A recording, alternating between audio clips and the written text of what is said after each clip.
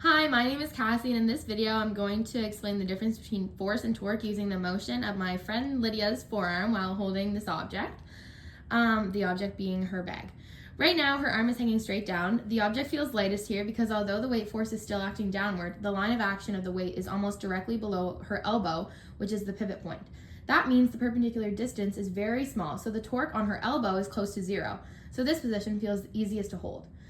As she lifts her forearm upwards towards horizontal, she can feel the object getting harder and harder to hold. Even though the weight force itself never changes, the distance from the elbow to the line of action of the weight increases.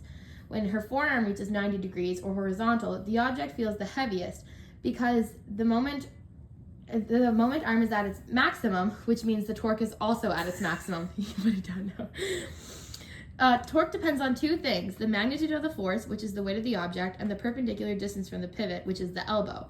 As she raises her arm, that distance gets larger, so the torque created by the object increases, even though the force stays the same.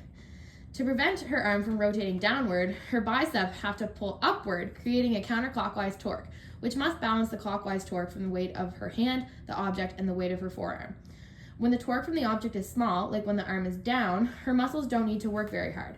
But when the torque is large, like when her arm is horizontal, her muscles have to produce much more force to hold the arm steady. This matches exactly what we saw in the forearm model during the lab, where the biceps force was the largest force because it acts at a small distance from the pivot, so it has to compensate for the large torques caused by the forearm and the object. So in summary, the object is easiest to hold when her arm is hanging straight down and hardest when her forearm is horizontal, because torque increases with the distance from the pivot, not the weight itself. Thank you for watching.